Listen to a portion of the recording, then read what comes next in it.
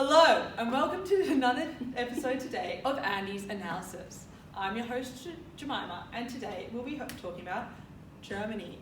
Today I have Simone, Tegan, and Hugo joining me to talk about, firstly, globalization and whether Germany has been a winner or a loser. Next, we will analyse the human and economic development of the country. Afterwards, we'll discuss the cultural distance between Australia and Germany. And finally, using David Ricardo's arguments, we will look into the country's comparative and absolute advantages. So, to begin with, who can talk to me about globalisation? Yes, well, globalisation is a process that is linking cities and countries more closely together than they have ever been before. It is a trend away from distinct national economic units and towards one huge global market. Because of globalisation, companies are competing at a global level and competition is rising. So, do we believe there have been any positive aspects towards globalisation? Germany has a positive trade surplus and therefore relies heavily on exports. This means Germany has profited from globalisation and the free trade that has come along with it. Germany's exports account for 45% of economic output.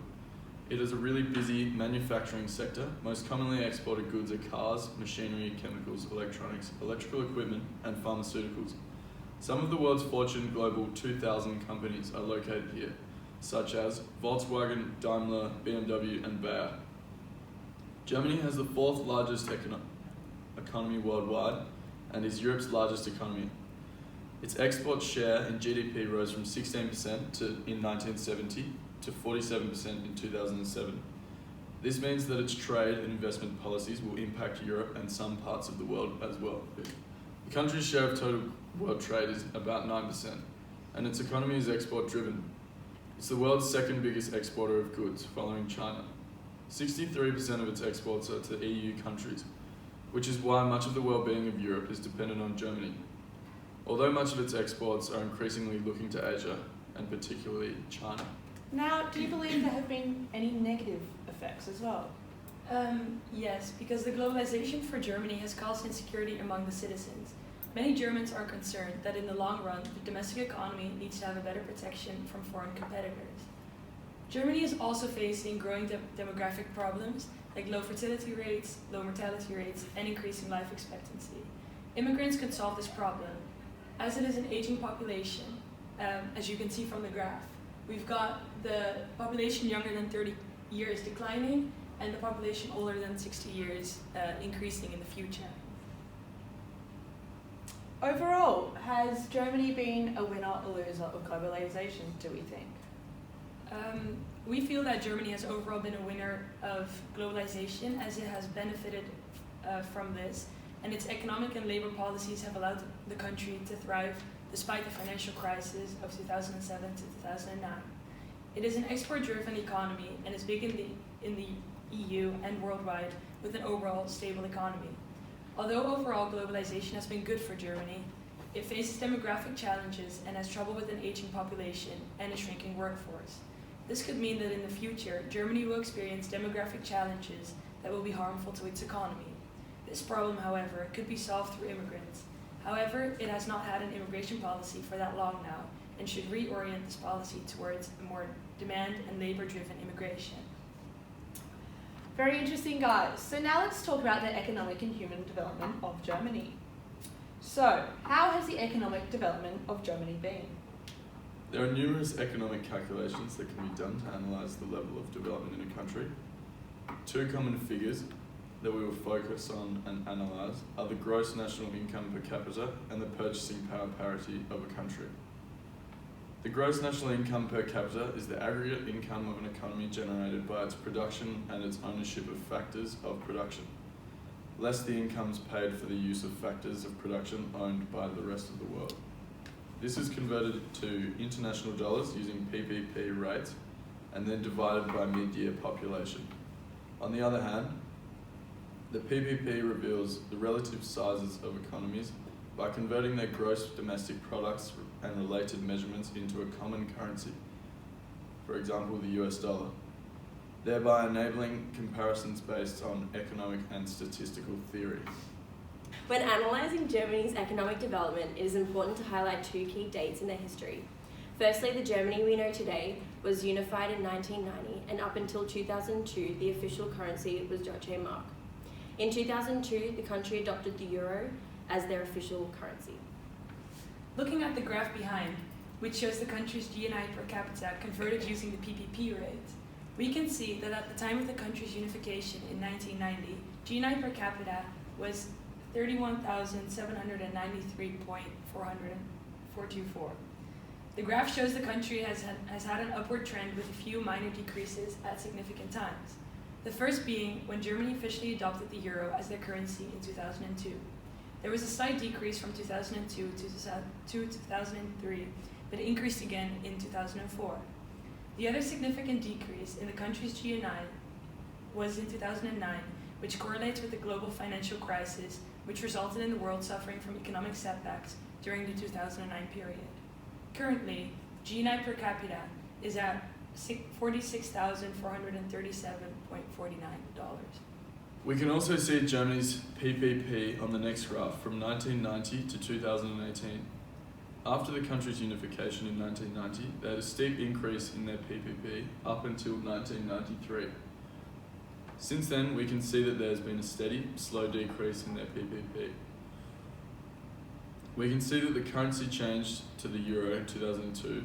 The decline in their PPP has continued and become more rapid, with their lowest to date being at 0.754 in 2017, and slightly increased to 0.76 in 2018. In summary, the decline has resulted in a decrease in purchasing power for Germans. Would you say that there are any limitations to using these calculations when it comes to analysing the economic development of a country? When looking at Germany's economic development, we can see that overall the country's economy has been constantly increasing. However, there are many limitations that come with using these figures as an indication of the economic development of a country. However, there are some limitations with the calculation of GNI, include that it's not necessarily a completely accurate figure that is provided, as many countries' data can be manipulated, or a country may have a very big informal economic marketplace. Work is paid in cash, which is not recorded in figures. The figure of GNI also does not account for inequalities in income distribution, and the figure also has to be converted to a common currency to be comparable to other countries, whether it be the exchange rate at the time or using the PPP rate.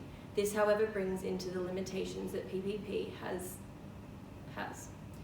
Limitations with the PPP include that different methods may be used depending on the methodology one chooses, meaning that countries' ranking may vary depending on which method is chosen. Since it is calculated using a basket of goods, one must consider what happens when not identical goods are found in every country, or what the quality of the good is, or how much weight of the good there is in different baskets, and therefore not providing exact comparisons. The list can go on with limitations when it comes to the PPP, as overall these are figures produced by data gathered with which will always have the chance of human error occurring. Fascinating. So how about we discuss the human development of the country? What can you tell me about that? How do you analyse a country's human development? In 1990, the Human Development Index was created under the premise that a country's national development should not be solely based on economic statistics, but also include health and education variables. This index became a recognized indicator to use when identifying the development of a country. The index was comprised of 3 measurements. 1, the ability to lead a long and happy life, measured by life expectancy at birth. 2, the ability to acquire knowledge, measured by mean years of schooling and expected years of schooling. 3, the ability to achieve a decent standard of living, measured by gross national income per capita. Behind we can see a table with Germany's life expectancy of a number of years starting from 1990 until 2017. We can see that since the index was introduced, Germany's HDI has always been considered to be high, with a starting point at 0.801. Presently, it is at 0.936, making it the 5th highest in the world in comparison to Norway, who is currently ranked at 1 at 0.953. The HDI is a good way to identify a broader level of development in a country than solely economic figures, as it combines these economic figures with other areas.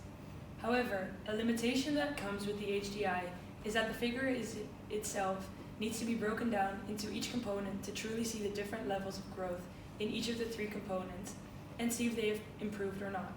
In Germany's case, each component has consistently improved and a few have become stagnant, which is expected as quality of life and education levels reach maximum capacity.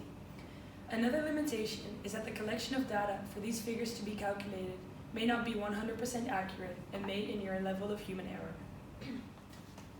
As the world continues to evolve and change, there has been criticism that the HDI no longer gives a true representation of a country's development. To identify areas of human development that are falling behind, new indices have been created as a way to try and monitor them.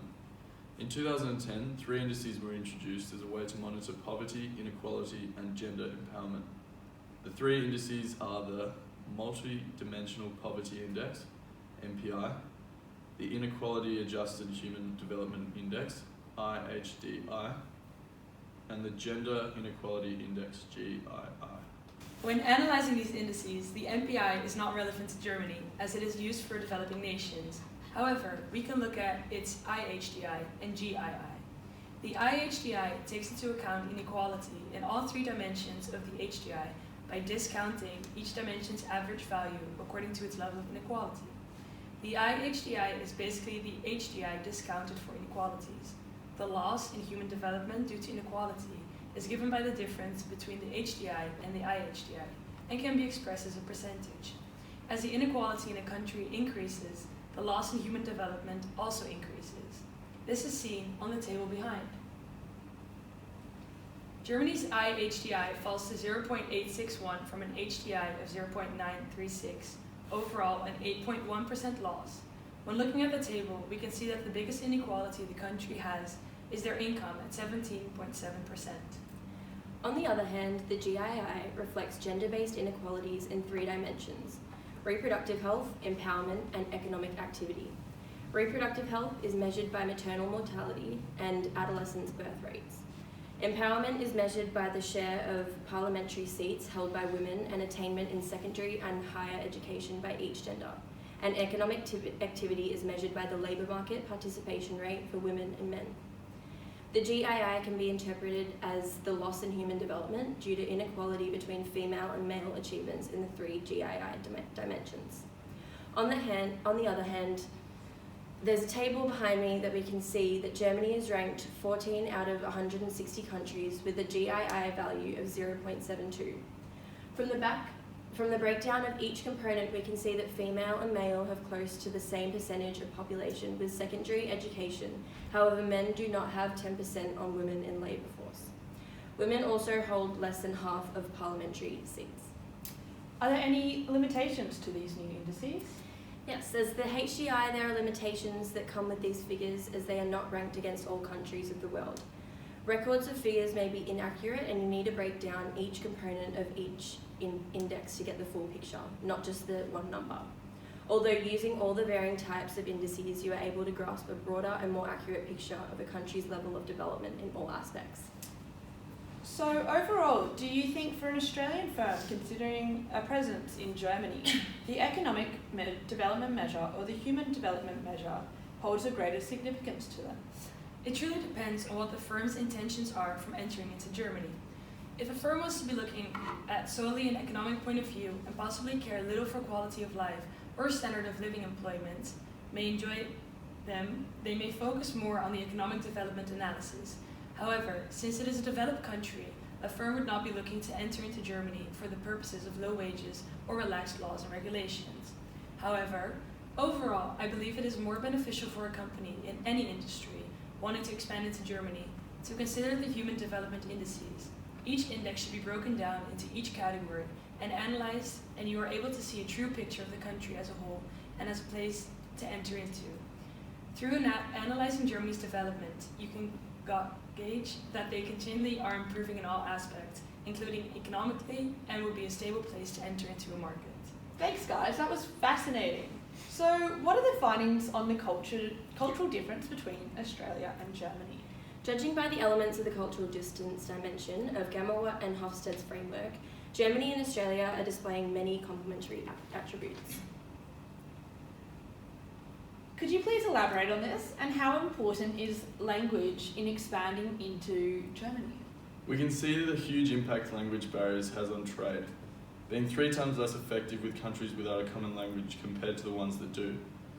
Luckily, English is the top foreign spoken language in Germany and in most schools taught for at least 5 years.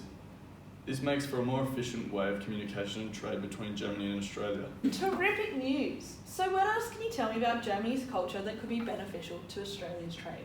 Australia, 61, and Germany, 66, both scored in the neutral zone for the masculine-femininity dimension. This indicates that the countries both steer more towards a masculine society, displaying that the country has an overarching preference of achievement, material reward for success, and assertiveness. When compared to femininity, masculinity highlights wanting to be the best, whereas femininity views the quality of life and liking what you do of higher importance. This may increase productivity within the workplace and drive business values due to the traits possessed within the masculine preference. Individuals may be more inclined to strive higher and work at their absolute best. And so how does power distance inflict on the efficiency of Australia expanding into Germany? Using Hofstede's cultural dimension framework, we can see that Germany and Australia share a vast number of similar traits in terms of culture. However, there are some areas in which they differ. For example, both countries have a low power level score, Australia 36 and Germany 35, indicating the relatively low level of power distance, the level at which low-ranking members of society accept that power is distributed unequally. This makes for business communication between manager and employee similar between countries, consequently likely leading to a more comfortable environment for the workplace for both parties. Described by Kramer and Herbig, German social structure is constructed of social levels within each class compared to social classes, seen above. Conversely, Australia's social structure is made of identifiable class system with specific traits shown in the diagram behind me. What makes it best for Australia to expand into Germany? Based on the information, Germany is in fact more appealing to Australia to expand into. Their cultures are progressively converging, which makes for an attractive place to expand and see success. Having cultures that are similar allows for better predictions of buyer behaviour and easier communication between people. This hopefully makes it more likely for Australian success in Germany. Interesting. So, while linking David Ricardo's arguments, could you please explain to me which industry you believe Germany should specialise in when looking to trade with other countries? The arguments of David Ricardo include his theorized comparative advantage, which was an opposing theory trait to Adam Smith's earlier absolute advantage. Adam Smith theorized that countries produce goods that require relatively less inputs compared to that of another country. Conversely, David Ricardo argued that it is not necessarily the low quantity of inputs that decides the exporting produce of a nation, but rather the opportunity cost of producing a particular good and that the nation will produce the good which incurs the least opportunity cost. Ultimately, it is difficult to quantitatively measure a country's comparative advantage in a particular industry.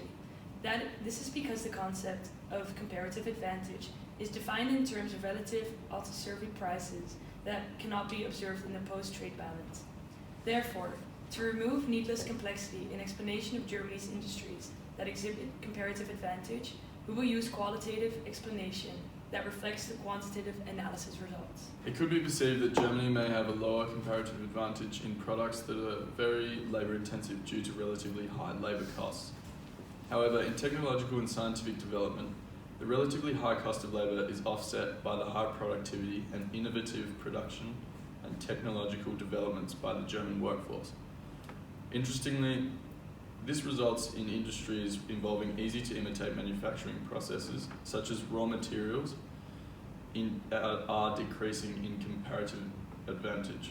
Alternatively, in industries of innovation and value adding, which are generally difficult to emulate in countries that have low costs of labour and consequently low infrastructure, are increasing in comparative advantage globally. Using the above development of comparative advantage, we can understand Germany's leading industries and why they maintain this position. In the vehicle industry, 1 in 5 cars that roll off international production line are German OEM made, and are considered leaders in luxury automobiles. In the medical innovation industry, 10.2% of all German patent applications are medical-based. A third of German medical business's volume is achieved with products of 3 years or younger. And packaged medicaments account for 3.8% of total German exports. Due to Germany's established economy, it is clear as to which industries it holds a large comparative advantage in. These being the production of vehicles, aeroplanes, locomotives and cars, which nearly accounts for 1/5 of its total exports by monetary value, as well as the production of a range of pharmaceuticals. Additionally, Volkswagen, currently the second biggest car manufacturing company in the world, is German. Very exciting. So what industry would you then suggest Australia to specialise in when looking to trade with other countries? Australia exists as an anomaly in the realms of first world countries. This is in the fact that Australia is not reliant on traditional technological and scientific advancements to stimulate, but rather development and efficiency in the extraction and creation of raw materials. Australia's two biggest industries, mining and agriculture, are exemplary of this idea. The raw materials resulting from these two industries are primarily exported and continue to support Australia's economy. It is actually thought that the development of technology in these two industries that Australia is able to more efficiently extract. Australia is also able to achieve this level of comparative advantage through both of these industries as it has scale. The large amount of natural resources that exist in Australia and the demand for these resources worldwide have encouraged Australian capital and technological investment to further the mining and agricultural capabilities and therefore further develop our comparative advantage. However, the future of the Australian economy may have to develop its finished product sector if it wishes to continue sustainable economic growth. This is because natural resources are finite, as well as increasingly lower levels of demand for coal occur due to renewable energy. Well guys, thank you for that information. I think we can overall establish that Australia and Germany would be quite compatible countries if they were to work together. And thank you for joining us on another episode of ANDYS Analysis. Remember to like and subscribe to us on Facebook and YouTube. And next week we'll have a special guest discussing the Netherlands.